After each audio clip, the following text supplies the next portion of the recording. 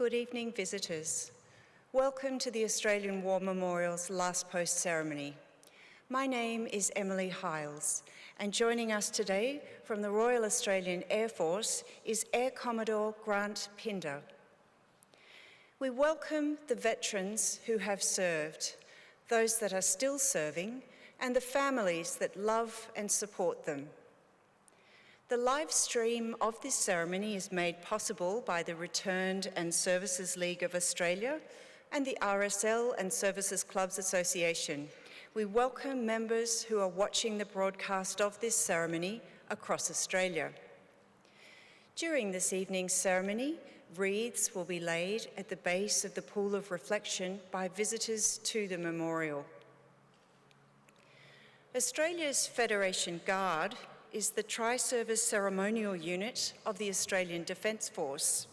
They provide a ceremonial presence at civil and military events and during visits to Australia by foreign dignitaries. The Guard will now dismount the catafalque party from the tomb of the unknown Australian soldier.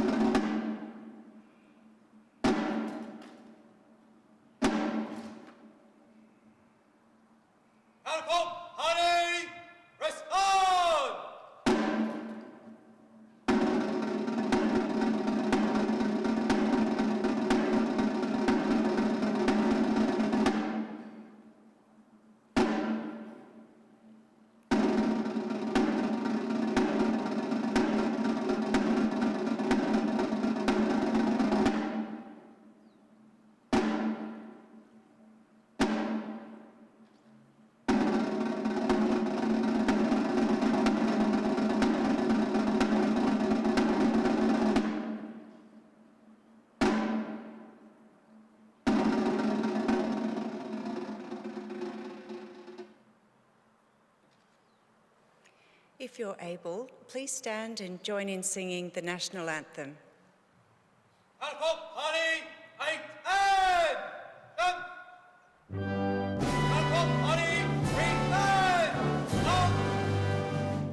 Australians, oh, let us rejoice, for we are one and free. With golden soil and wealth for toil, our home is sought by sea.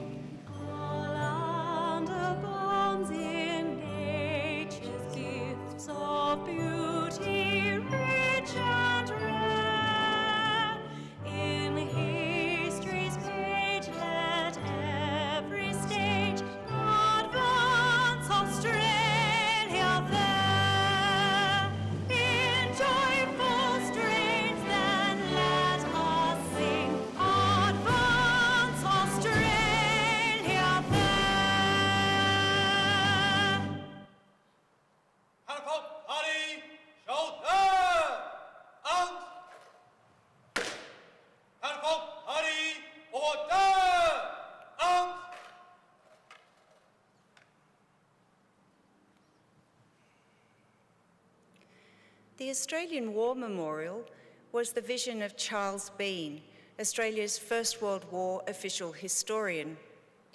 Bean landed with the Australian troops on Gallipoli and stayed with them at the front through to the end of the war. The idea of this national memorial and museum came to him at Pozières, France, in the depths of the bloody fighting of 1916. Bean's idea was that this would be a place where family and friends could mourn loved ones buried in faraway places. It would also be a place that could help all Australians understand what these men and women had endured and what they had done for us. Bean's vision, to which we remain true, is best expressed as inscribed in the entrance to the memorial's galleries. Here is their spirit, in the heart of the land they loved. And here we guard the record which they themselves made. Tonight, we will read the story behind just one of those on the Roll of Honour, which lists the names of more than 103,000 men and women who have given their lives for us in war and on operations for more than a century. But first, we present a lament, Flowers of the Forest. Wreaths and floral tributes will now be laid at the base of the pool of reflection.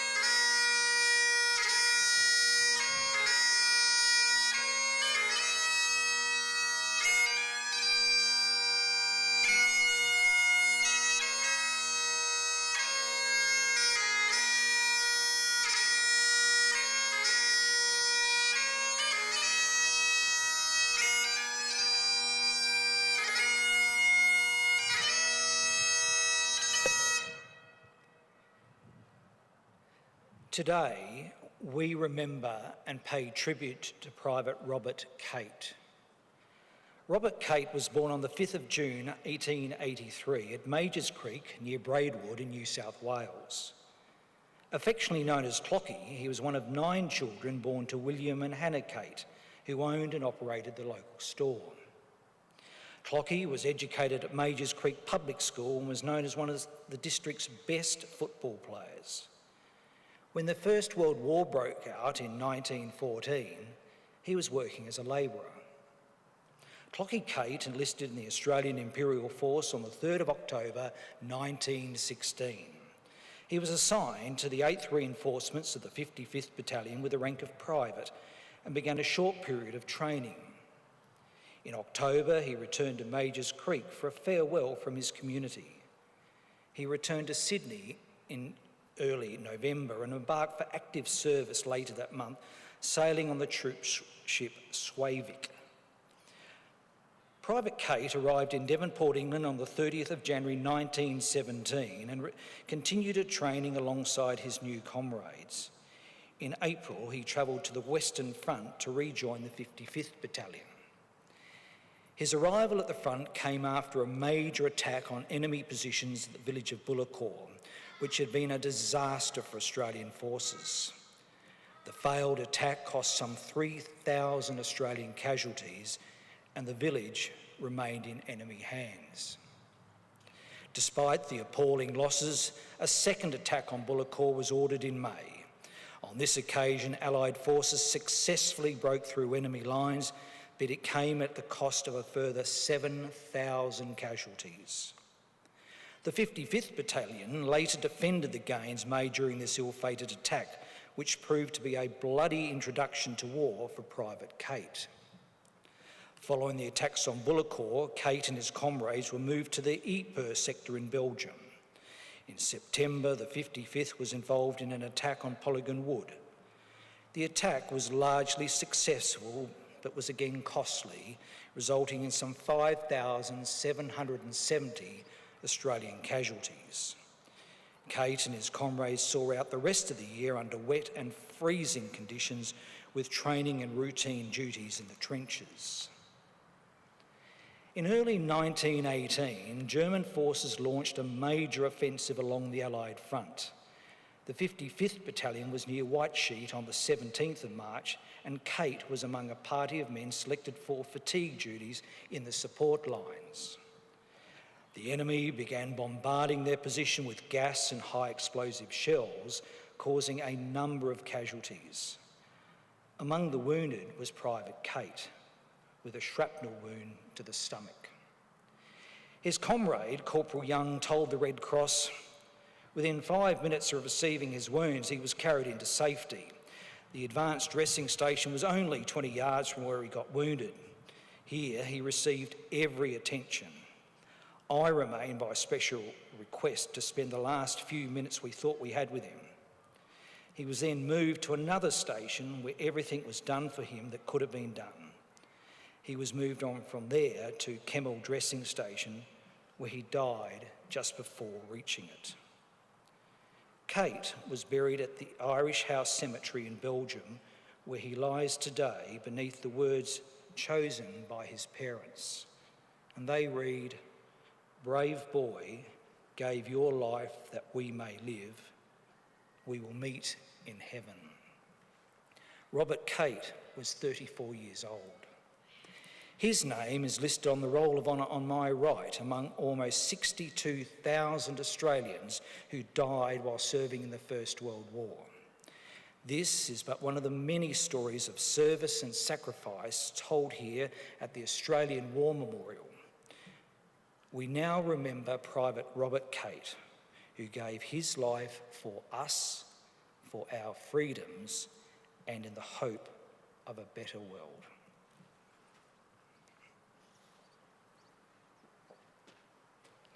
Please stand for the reading of the Ode and the sounding of the last post. Catapult, party, shoulder, arms. They shall grow not old, as we that are left grow old. Age shall not weary them, nor the years condemn. At the going down of the sun and in the morning, we will remember them. We will remember them. Catapult, party, freeze, stand, arms.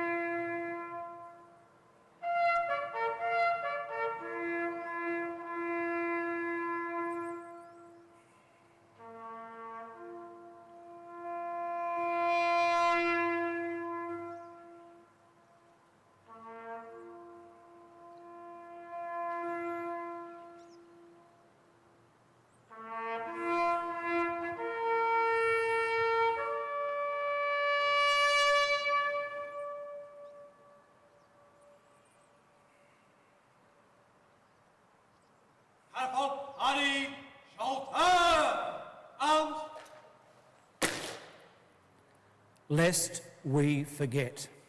Lest we forget.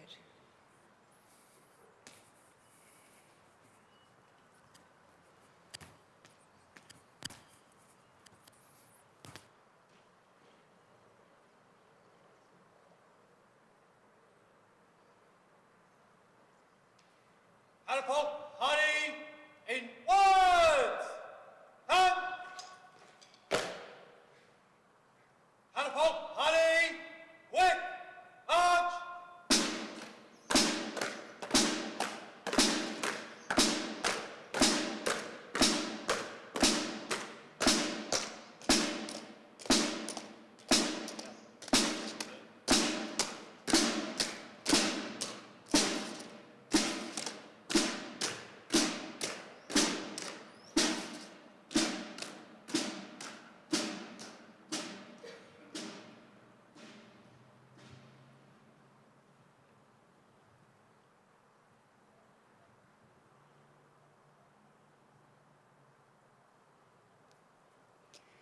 We leave you this evening with the words of the memorial's founder, Charles Bean. Many a man lying out there at Pozières or in the low scrub at Gallipoli, with his poor, tired senses barely working through the fever of his brain, has thought in his last moments, well, it's over. But in Australia, they will be proud of this. Ladies and gentlemen, that concludes the last post ceremony. On behalf of our director, staff and volunteers, thank you for visiting the Australian War Memorial today and for your continued support of the Memorial's development project. We wish you all a very pleasant evening.